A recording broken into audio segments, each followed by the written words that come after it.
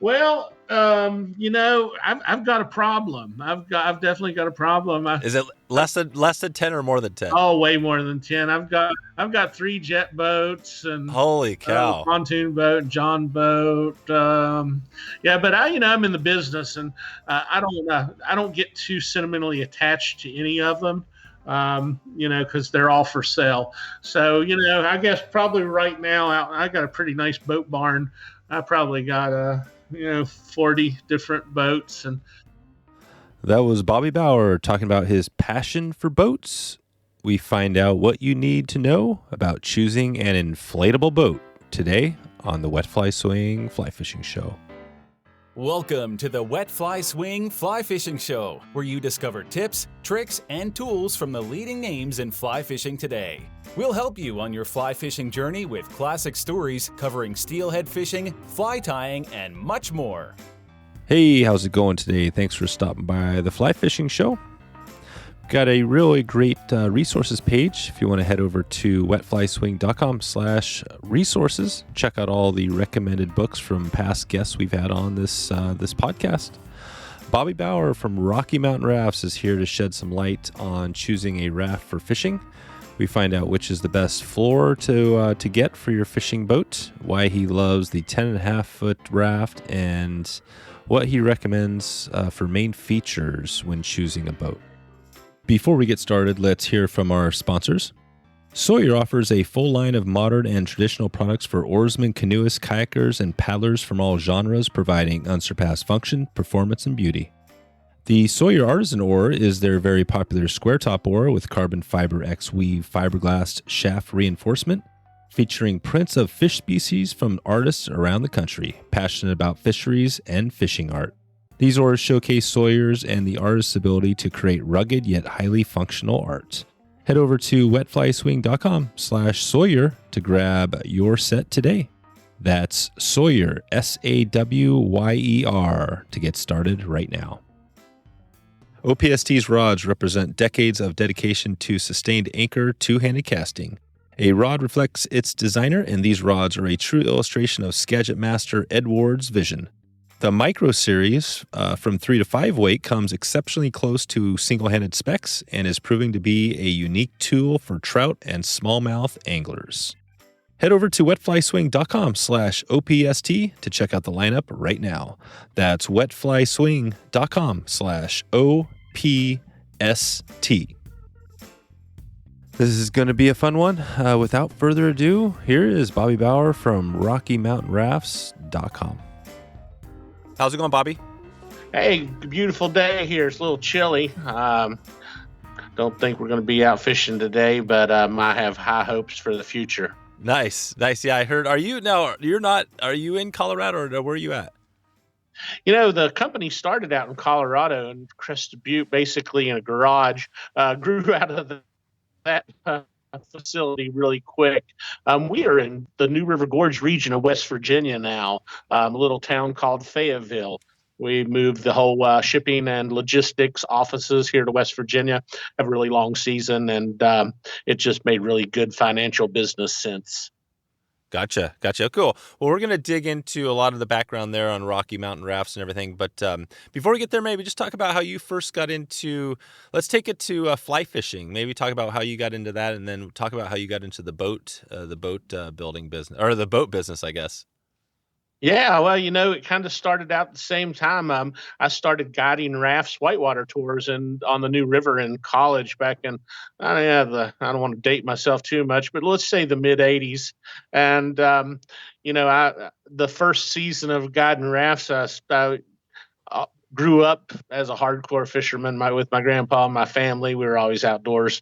I started guiding a couple of float trips on the New River. We were in big old military surplus rafts with 2x12 frames and 400-pound ash oars. It was work back then, but the smallmouth fishing on the New River is just incredible.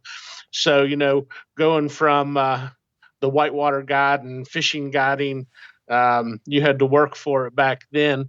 And, I kept at it. So I've been doing a lot of commercial guiding for about 35 years, I guess. Oh, wow.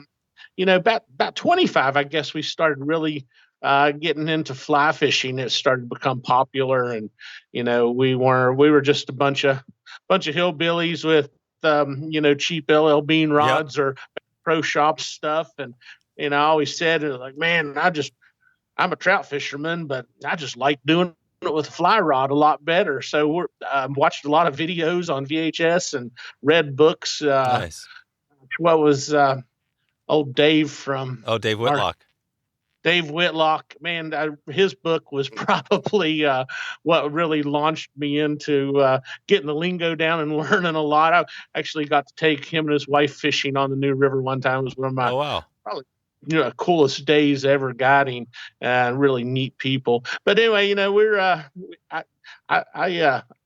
if I have a day off and I'm out fishing, I typically take a long rod. I really like the fly fishing thing.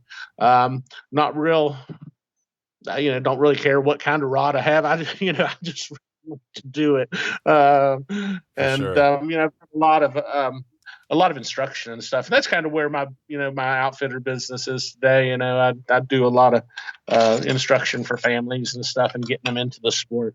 It's a good place in West Virginia, to get people out and show them some pretty mountain streams and do it really affordably. Yeah, exactly. No, I'm glad you mentioned Dave Whitlock. He was a guest on this podcast a while back, and it was a great episode. He's obviously one of the biggest names in fly fishing for sure out there. I'm curious, when you had him on, do you remember anything specific you learned from Dave on that trip? I was just in awe of watching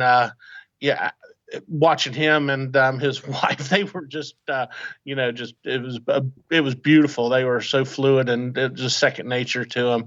And they're just good people, just salt of the earth, and Yep. You never know they're famous. And but I enjoyed taking them down the river, and I learned a lot. But he got that book from the LL Bean book he wrote, launched my fly fishing career, I guess you can call it. I worked at a resort and taught a lot of 3-hour clinics on the golf course, and I'm a self-taught fly fishing hillbilly. That's great. That's perfect. Well, I think, I'd love to. I want to dig into a little bit on choosing a boat eventually, because I know you guys have a bunch of different models, and maybe with the focus on fishing. But I want to hear a little more about the company. So Rocky Mountain Rafts. I mean, I've seen that logo and the boats out there for quite a while. I'm not sure. Can you just take us through a little bit of the little brief history on how the company got started and all that? Yeah, absolutely. It's a pretty crazy 10 years that we've had. Denny Hugo was the founder and still really hands-on with the company. He started looking to build boats in 2010. He'd actually went through a guide school in Colorado, where he has a home just outside of Crested Butte.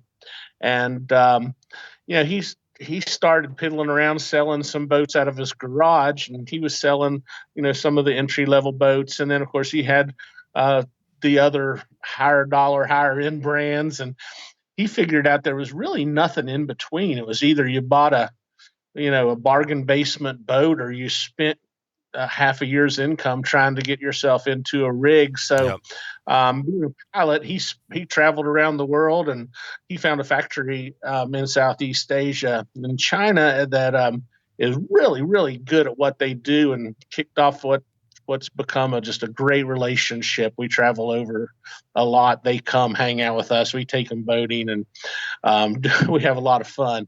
And before coronavirus, that is. And they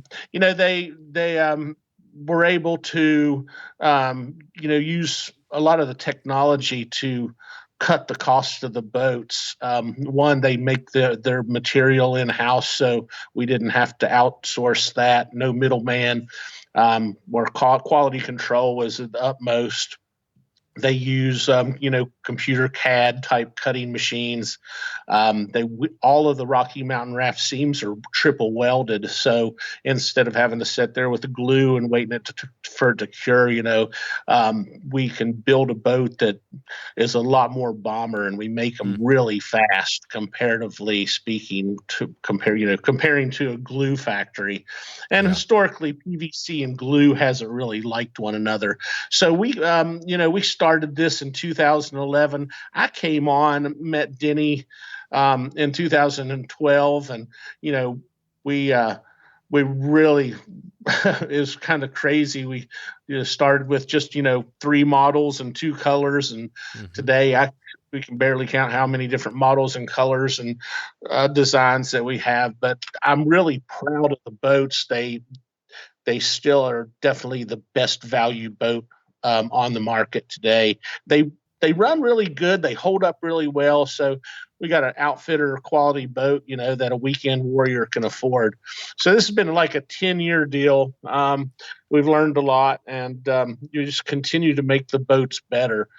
Like I told you earlier, we moved all the house to West Virginia, and so it's Rocky Mountain Rafts in the wrong mountain chain, but we do pretty well here, and we can move the boats around the country and save a lot of money and keep the costs down for our customers. Gotcha. Yeah, it's interesting because it's I see the logo now, and it seems like you guys have been out there forever. I didn't realize it was kind of 10 years, because there's it's a pretty competitive. It seems like a competitive space. You got NRS, you got Aire, you got Maravia. I mean, you got all these SOTAR. I mean, it seems like there's like hundreds of boat companies. There probably aren't, but I mean, how has it been with the competition? Do you guys just have your own niche, and you're just kind of, or is it that low price point that's really the big factor? Yeah, I think it's the niche. We have a boat. Like I just said, it's affordable. We don't claim to be the best boat in the world, but we got the best boat for the money in the world, and that's hands down. And I can say that without having any. I sell these things to my friends and family, and I feel good about it. It is really, they're great boats. We can get a lot more people out on the water and show them a good time. Yeah. That's what it's all about. So most of those companies you mentioned have been in the raft business for 3 decades. Yeah, exactly. And, they've been out there a long time, right? That's the thing. And are there any other new companies like you guys out there that are kind of the last 10, 15 years that are as big? I mean, as big as you guys seem to be? I haven't seen anybody blow up like Rocky Mountain Rafts, and I don't know what we did right or if we got lucky. I always say it's better lucky than good, but we've really tried to take care of people and be honest and take care of folks, good customer service. And we've always every year the boats get better. We've never cut a corner to save a buck. We've always said, hey, let's do that. If there's new material or a new process, we'll try it to make it better. And it's, we're obviously in it to make a little bit of money. We try to run the company smart. And, that way we can keep the prices right and get a lot of boats out on the water. So, a lot of those brands have been up for 35 years. I remember going to the first, national paddle sports shows and stuff. And people would look at us like, who are you guys? And, you wouldn't even talk to 3 people in a weekend show. And, now it's, we're over the hump. We're a major player, and probably one of the top 5 in the world when it comes down to building rafts. So it's been a crazy 10 years. It's been a lot of fun. It's there's some great things in there, and we've learned a lot. And that's amazing. And pretty cool stuff. That's amazing. It's been a ride. Well, I wanted to dig into a little bit on the boat. Choosing a boat. So I know you know a little bit about fishing, and I'm not sure if there's a big difference between, a whitewater boat and if say we had somebody out there that wanted to get a boat to go do some fly fishing out of. What would you recommend? Where does somebody start if they're going to pick a boat? How do they know, what are the features that they're looking for? Absolutely. That's a good question. I talk to people every day, and the fishing market has become a really big part of our business. We're we're seeing a ton of the small outfitters, the mom and pops type outfitters that may run a drift boat and need a smaller boat for low water, or to be able to augment when they have a more affordable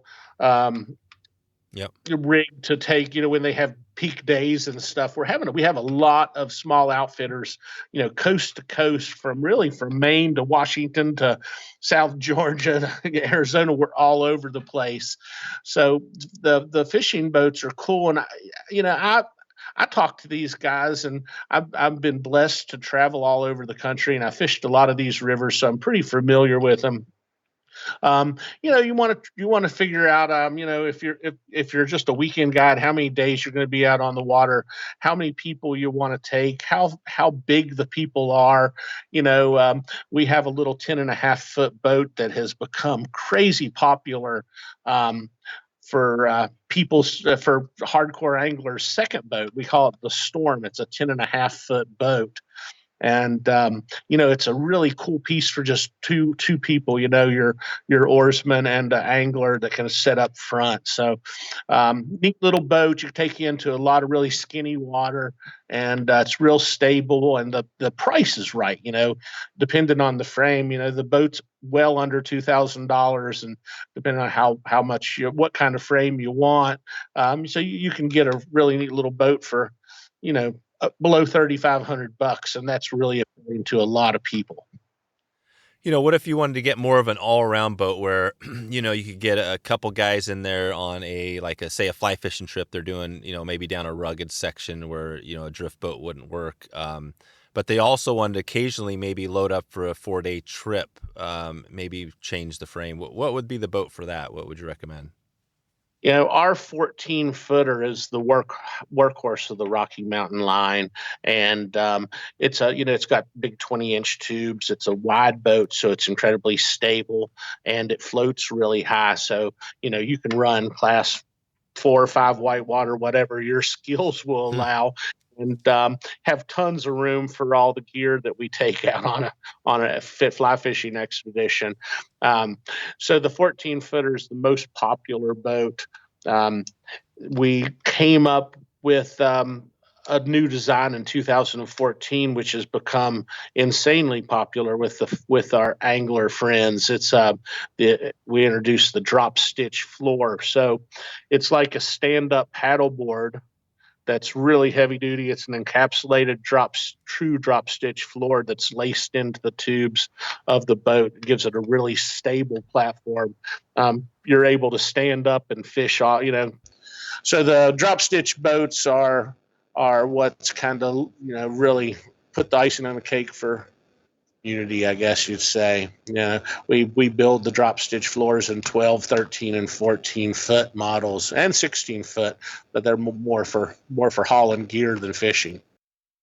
So yeah, on the drop stitch, that was a good thing I wanted to dig into just a little bit. So basically, the idea being that it's stiff, so you don't need necessarily like a casting or a floor, right? You can just actually stand on that floor and cast out of it.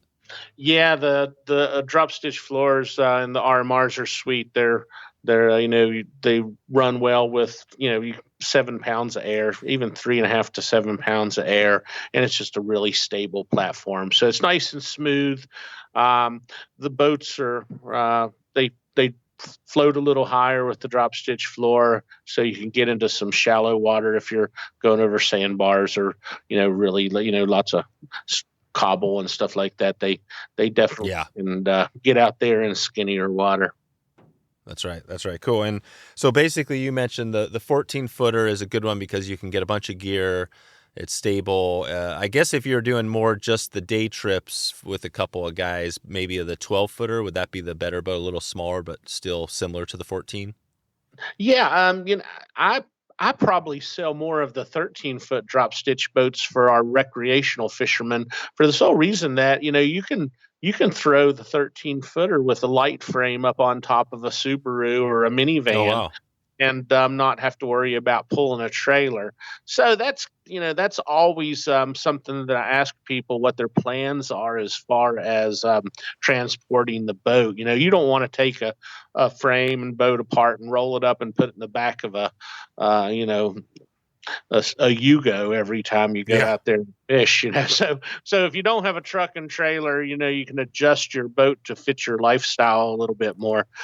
So a lot of the recreational users will go with a lighter frame, and that 13-foot boat. Once you jump up to the 14-foot boat, it's kind of okay. It's time to buy a trailer. It's big, but that's especially for the commercial fishermen and people that want to do extended multi-day trips.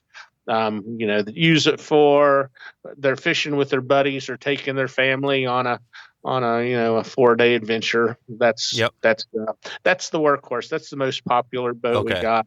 So we have it in the I-beam floor and the drop stitch floor. Both are self-bailing, and even the I-beam floors are really sweet for fishing. But the I-beam floors can save you some money, and they work very well too. Gotcha. Okay, cool. So basically that's the raft, so we can figure out a raft. And then on the frame, you guys also have a frame, right, that's set up, that's kind of, that fits, that's adjustable. Do you have something that would be more specific for fishing? Yeah, it's really exciting. We're in the process of setting up a frame shop in the new RMR World headquarters here in Fayette County, West Virginia. So we purchased Colorado Frame Supply that was out in Salida, Colorado. And David Carter, a guru of all things aluminum, has relocated his business to West Virginia. Now he's building Rocky Mountain Raft specific frames. So it's really, it's really exciting. We have over a dozen frame designs. We have a welding shop, all the bending tools. We got a real deal frame manufacturing shop going in here, and we're just kind of waiting on a whole lot of aluminum. 2021 has proven to be a little difficult to get raw materials. And anything fun, from a bicycle to a raft. It's with the outdoor industry blow up of 2021. Who knows? We're definitely getting after it. We're going to have some really cool frames. We'll come up with some fishing specific frames here in the near future too, that are custom built to fit the RMR boats. Of course, they'll fit a little bit of anything, but Gotcha. Really excited about that. That's kind of our new thing. Okay. And are these frames, will these be like more set for a raft, or will these be adjustable type frames? Because I think I've seen both out there. Yeah, our boats are ultimately designed for the Rocky Mountain sizes. But if you had an old Avon or another brand and we're just looking for a frame, you can go to RockyMountainRafts.com and find a boat that'll fit your specific raft and your needs. But yeah, the fishing frames are coming.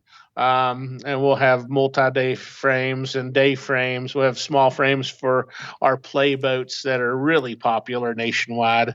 Like our 10.5-foot Storm. It's probably the most popular boat on the market today. And lots of people are getting into putting frames on them and rowing too. So it's cool. It's cool to see. It's a really exciting time. That's cool. Yeah, I remember we did this remote trip up to the Skeena Basin, and this would have been right around the time when you guys were founding the company, but in 2011, I think 2010, I think we had an Aire. It was like the 10.5-foot. I don't even think they make it anymore, but it was an Aire, and it was a tiny. I'm sure it's probably similar size to this Storm. We had a little raft. We had this little frame on it, and we were going into the Babine down in a deep canyon, and it was like kind of remote craziness, but that boat was sweet because it was so small and maneuverable, and you know what I mean, and we had a little bit of gear in it, but you can only get like one little cooler and a bag. So that's kind of the thing with this thing, right? It's real maneuverable, and you get a couple of guys in it. Yeah, absolutely. It's packability, and you can take them dang near anywhere, which is pretty awesome. You can get yourself out into water that few have fished before. Let's take a quick break for a word from our sponsors. OPST's rods represent decades of dedication to sustained anchor two-handed casting. A rod reflects its designer, and these rods are a true illustration of Skagit Master Ed Ward's vision. The Pure Skagit series falls right in line with OPST's principles, a short, medium, fast-action rod that sports an extra sensitive tip, all while maintaining a powerful lower section that's true and sure to leave you impressed by its feather launching potential. And I've been using this rod for steelhead lately and been blown away by its lightweight and the power it packs. You almost don't realize it's in your hand. It's like it's ultralight. So that was, thinking about how to describe this thing. I think that's the word that comes back to me. I was casting some big flies for steelhead with a sink tip and a bunch of wind, and I didn't have a problem at all, even with my less than perfect casting technique. So I've been impressed with the 11-foot 7-weight, but there is a huge line. They have 3 different rods in the lineup, from 6 to 9 weights, and from 10-foot 8-inch all the way up to 12-foot 3-inch, which pretty much for me covers it all. So I'm excited to dig into more of this. These rods actually diverge from the Micro series in a few ways. The upper grips are double weld and thus aligned for the contemporary two-handed rods, while the lower handle still remains switch style. These rods are also slightly faster than the Micro series, being a true medium fast action that utilizes the upper third of the rod.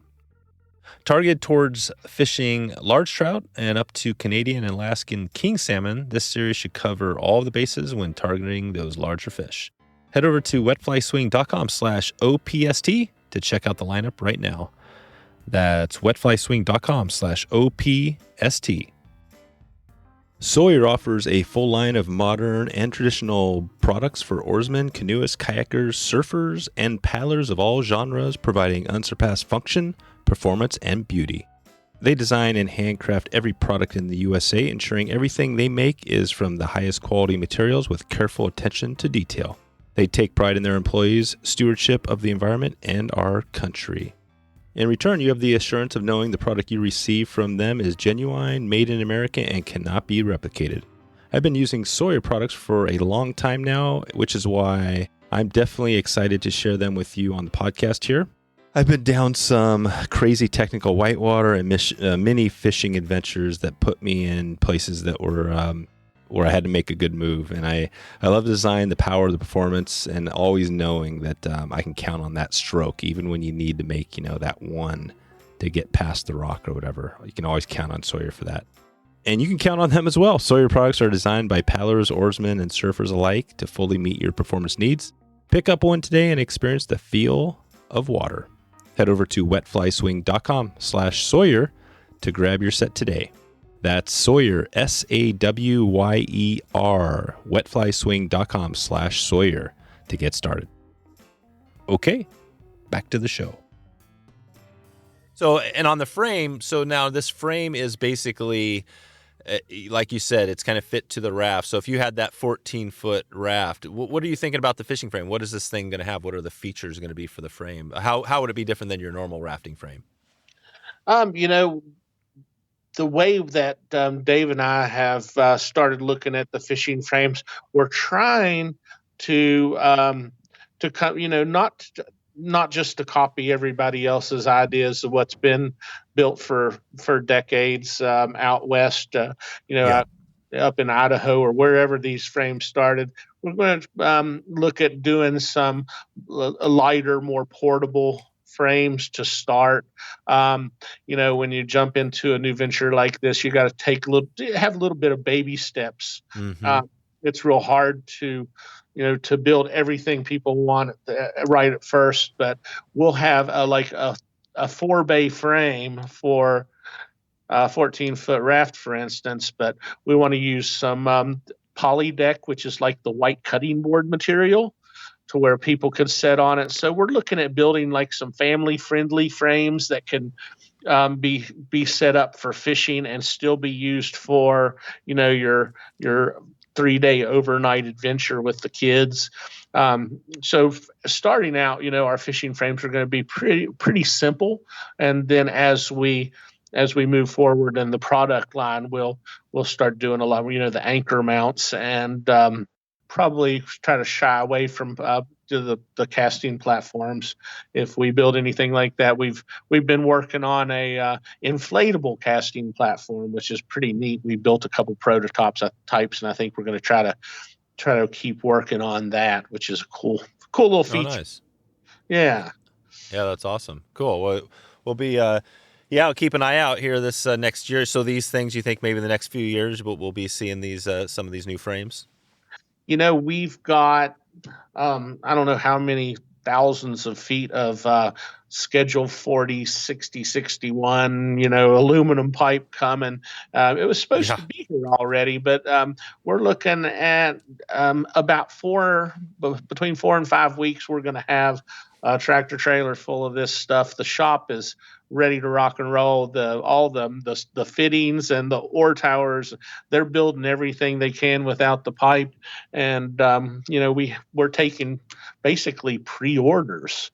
So wow. list of people. It's not going to be long. As soon as this pipe shows up, it's going to be all hands on deck, and they'll be bending aluminum and putting them together and shipping them out all around the country. So Dave Carter, he knows what he's doing when it comes to building frames. So we're set up. All we need is some pipe, and we'll be cranking them out. Yes, sir. We're really excited. Cool. Well, let's go back to the boat again. Again, choosing a boat with a focus on fishing or fly fishing. So you mentioned at the start, when you're choosing one, you're looking at the number of days, the number of people, the size of the people, whether you need a trailer, or whether you have a trailer or not, or if you want to just stick it on top. The drop stitch floor. Are there any other features that we should throw on this list to make, if somebody's new to choosing a boat, what they should be thinking about? I think budget's a big one we didn't touch on. Yeah. We're looking at how much money do people want to spend. Obviously, we have the 2 floors that we talked about, the I-beam floor and the drop stitch floor. You're going to save a pretty good chunk of money with sticking to the I-beam floor, and we probably sell 85% I-beam floor boats at Rocky Mountain Rafts. So budget, I guess, is important. The 12-foot boat. It's obviously a lot less expensive than the 14-foot boat. You're looking at, a $1,500 savings. So if the majority of the trips that you do are just you and one buddy, it may be smarter to go with a smaller boat. It's sometimes really tough to find a boat or to find enough people to take fishing. Yeah. So it's Gotcha. Which is sounds kind of crazy when you offer people a free day on the water, free fishing trip to go out and play, and nobody can get a day off to do it. Nice. So, yeah, that makes sense. I guess if you had a frame with some sort of a standing platform or something there, then you could go with the I-beam floor, save some money there. But if you were planning on standing on the floor, obviously, like you said, the drop stitch would be a necessary feature, right? Yeah. And I personally, if you're pretty agile, I can stand up on the I-beam floor fine all day, put my knee up on the front tube, and I can throw musky flies until my shoulder falls off. Without a casting platform. So if you're taking commercial trips and you're charging high dollars for clients, and a lot of the people that will pay to go fishing are up in years, you probably want to either have a drop stitch floor or casting platforms. But if it's just if you're young and you just have a bunch of buddies that like to go out and fish, it's not mandatory to have casting platforms or drop stitch floor. Me and you could go out in an I-beam floor, and I guarantee we catch just as many fish in that boat as a drop stitch. So again, I'm just kind of try to keep it simple and keep it affordable. So a lot of the stuff that you see on frames today, in my opinion, is it just looks really cool. I don't really use it. I can go out there. When I was fishing, I was telling you about in the 80s, fishing off those pressure treated wooden fishing frames. We tore them up. It worked just as well. Yeah. No, I hear you. I think look near as cool as these guys today. So, you don't have to spend 10 grand to get out there and fish. And I try to tell people that when I'm talking to them. I was like, you can buy this boat and get a simple frame. And as you find out what you really need and to save up some more money, you can add to it later. So the deal is getting you out on the water and doing what you love to do affordably. Yeah. Yeah, no, I appreciate you saying that. I think that's obviously the budget is a big thing. So let's just talk about that for a second. If we talk about let's stick with the 13-foot. So if you buy just the raft, what is that rough? Is there different costs within that, or is there one standard cost for a 13-footer? The 13-foot raft with the I-beam floor is like just below $2,800. With the drop stitch floor, you're looking at $3,350. So there's about a $500 difference in prices between the floor. And there's a lot of people that say, well, hey, I just want to go out and I still want to go take the frame off, put the thwarts back in. Oh yeah, go for whitewater. Done. That's one of the other features. The thwarts and the RMRs are adjustable and they pop in and out really easy. So yeah, I just wanted to circle back around on this because I'm just trying to get a feel. I mean, for me, I think about if I was going to pick up a boat, it would kind of be like a crossover. It'd be a boat that'd be good for fishing, but then like you said, you could just take off the frame and get the family out there and just go down through some whitewater. That's the amazing thing about the rafts. The drift boats are super cool, but they don't have that feature where you can just go and just jump in a bunch of big whitewater with with the family or friends, right? That's really true. In a perfect world, we'd have a drift boat, a jet boat, 3 different size rafts. Oh, wait a minute. Yeah, I do have all those. Yeah, as I say, you do. Yeah, the people like yourself do. But yeah, for most normal people, it's like you have one boat or something. Yeah, my wife says, "When'd you get that boat?" It's like, I bought that for you, honey. You didn't know? Exactly. Yeah, Dennis is Mr. buddy of mine. He has Wild Fish, Wild Places, the TV show. He was saying, we were talking about buying campers, and he said the same thing. Yeah, you sell it, you sell it to the family as your wife as a, for the family, but you use it for fishing and, and your trips. So, come home and say, hey, honey, guess what? I bought you a new jet boat. And she goes, oh, do I get to drive it? I'm like, Lord, no. So, but I want to get back to this. So 13-foot. So you mentioned 2,800 to 33, depending on the floor, and then also if we drop down 1,200, does that like drop off $1,000 off of it, or what does that get us at if we do a 12-footer? The 12-foot boats has a nice savings. It's just under $2,500 for the I-beam, and then the drop stitch floor is $2,999. Okay, so it drops in a few $100 below that. So basically, so you're at around $2,500 if you want to go with that for the floor, which is a good value.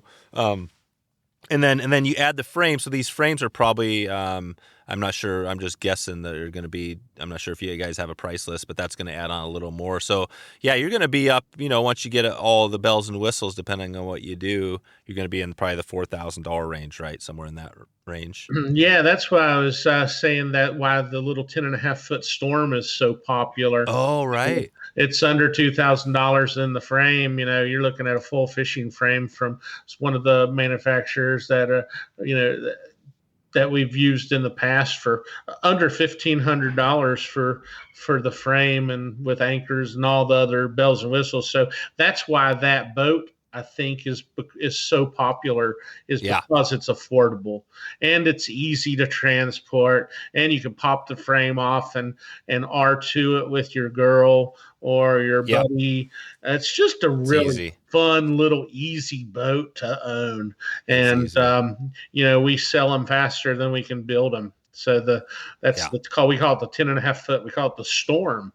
Actually, named after Mount Storm in Colorado. That's a 10,500-foot mountain or peak, and it's that price point's just so appealing to people. It's a neat little fishing boat. Yeah, no, it's good. I think if you're going just you and a guy, another person, that's the boat probably to go with because it's just easy to get around. Well, before we get out of here, I want to take it out of here at a couple things. I guess the first thing, you might have already mentioned this, but as far as the best-selling boat, is it which one is your best-selling boat out of everything you guys have? I think it's a 50-50 split from the 10.5-foot Storm and our 14-foot series. That's just a really popular size, and a lot of people play in them. I guess we call it the workhorse, the 14-footer. So yeah, that's it. It's pretty close on those two boats. So of course, we have tons of different products out there that are cool, and we love to see people play in. But those two boats, as far as the fishing, I think that's where it's at.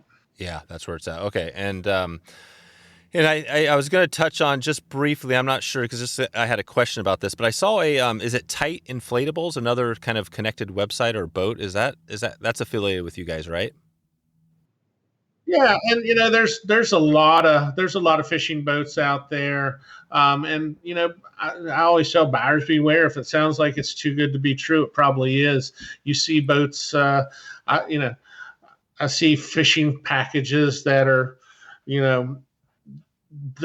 marketed really, really well, and the boats are subpar. So, and the price is just crazy what people are getting for them. So, I think it's really good for, to shop around and to understand what you're getting, what you expect, how many years you expect, what kind of rivers, people that will buy a fishing package and then come back to me and say, man, I wish I would have listened to you.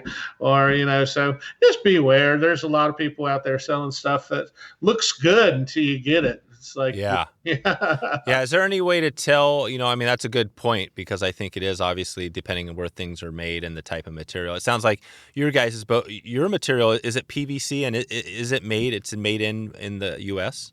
No, actually, no, our factory is in China, and they make the material in-house. It's one of the largest producers of PVC in the world. Been to the factory, we're friends with these people. They do a really good job. So there's a lot of, we'll take trips over, multiple trips. Somebody from the company will go over and inspect every batch of boats to the factory. Mm-hmm. We have a great relationship with them. So it's like having a place down the road. It's just a short 24-hour trip away. Totally. No, I know. Yeah, I've actually worked with a lot of Chinese companies and staff over there, and I know the cool thing is you don't even think about it because it's you hear a lot of stuff out there, but the people over there are amazing. You know what I mean? All the people that I've ever worked with are like super unbelievable people and very hardworking and stuff like that. So, man, and it's cool. I'm such good friends with the folks in the factory. They're like we watch our families grow up together. Totally. They're great people, and you can get crappy stuff made anywhere, or you can tell them what you expect, and they'll build you what you want to your specifications. And then so there's some stereotypes there. It's made in such and such, it's not good. But I'm real proud of our factory, and we're blessed to have them. And they do it right. We don't cut corners, and we have a great relationship. Spend a lot of time with them, and build a. Like I said earlier, we don't build the best boat in the world. We just build the best value boat in the world. Yeah. What is again, on choosing a boat? So how would you know? So somebody's out there looking. You got a bunch of different boats. How do they know which one is maybe the crappier, the boat that's not going to hold up? Is there any way to kind of know that? Any tips there? It's I wish I had a really definitive answer for that.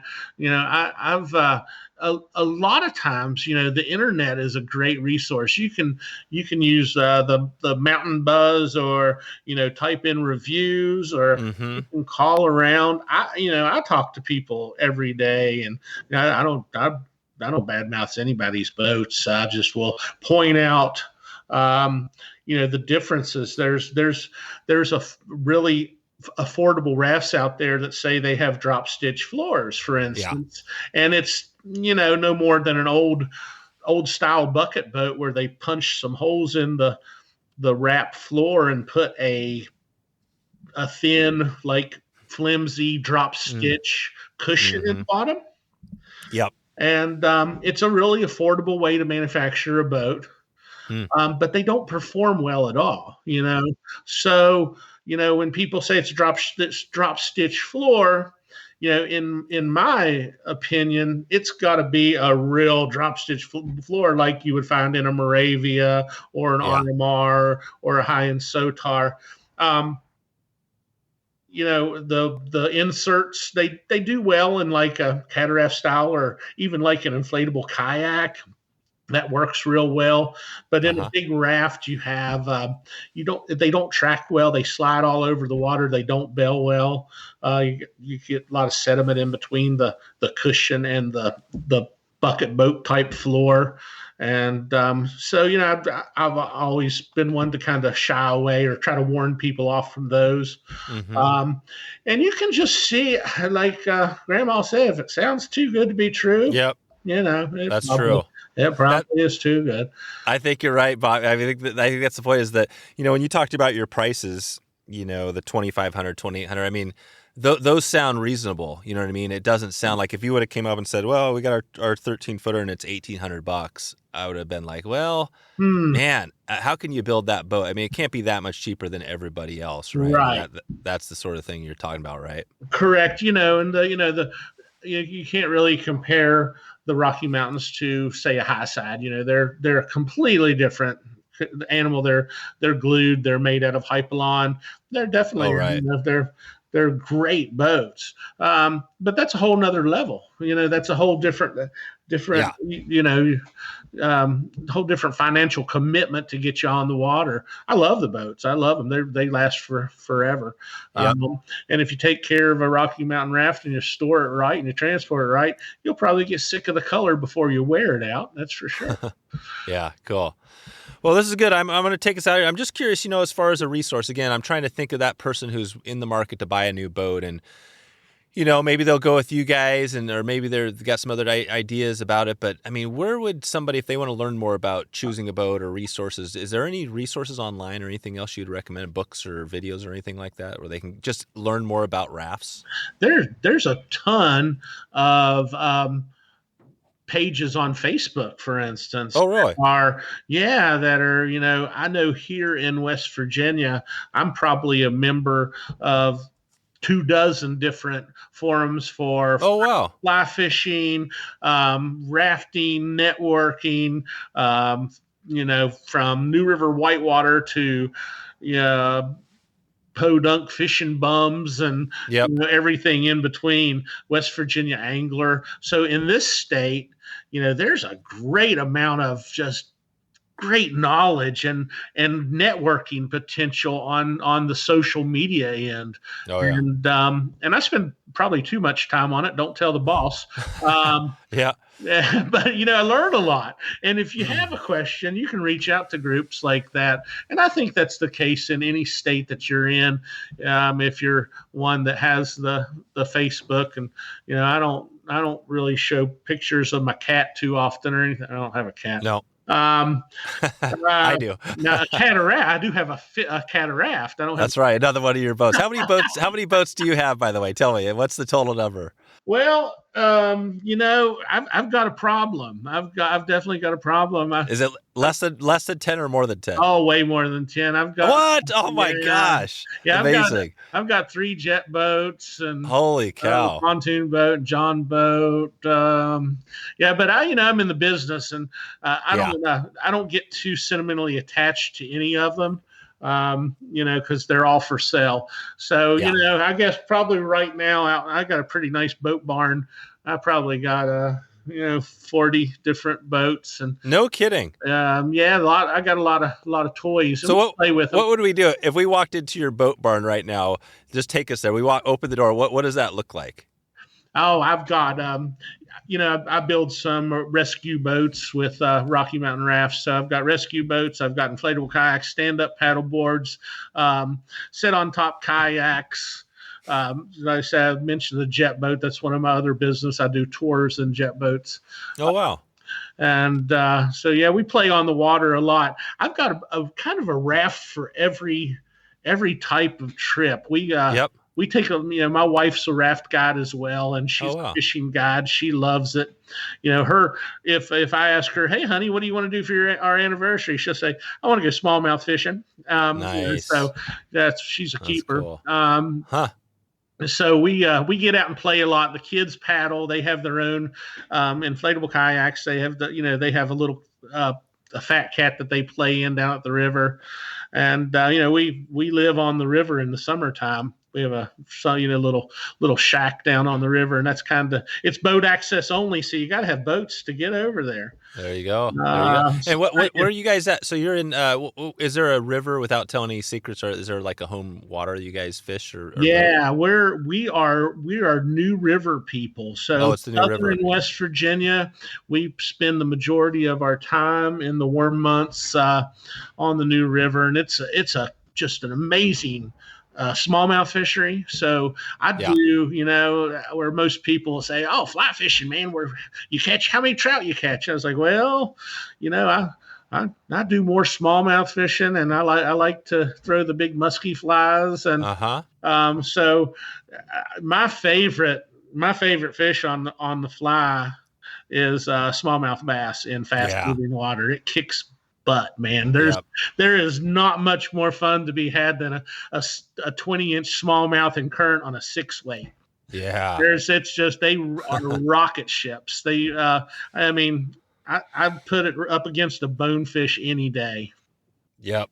Yeah, totally. No, that's good. Well, I think I feel pretty good. I think we've covered this pretty well. Anything else you want to, before we head out of here, you want to add to the discussion, or do we cover it pretty well on choosing a boat? Yeah, I think we did well on choosing boats, and I'm always a phone call away. If you have questions about Rocky Mountain Rafts, I'll try to answer them as honestly as possible. Perfect. And was it just Bobby Bauer at RockyMountainRafts.com? Just Bobby. I'm the only just Bobby here.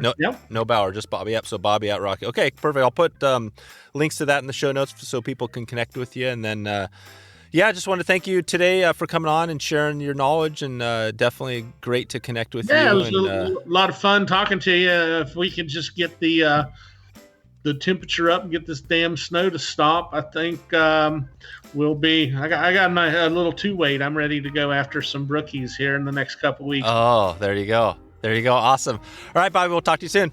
Thanks, brother. So there you go. If you want to find all the show notes, all the links we cover, just go to wetflyswing.com/203.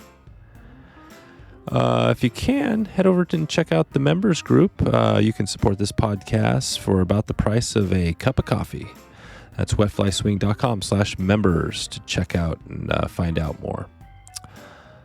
That's pretty much all I have for you today. Appreciate you sticking with us and checking out a new type of topic. We haven't covered rafts really in depth, so I would love to hear what you think of this one. You can send me a message as always. But just wanted to thank you today for stopping by to listen in and check out the show. I really appreciate your effort and time today, and hope to maybe see you online or on the river. Thanks for listening to the Wet Fly Swing Fly Fishing Show. For notes and links from this episode, visit wetflyswing.com.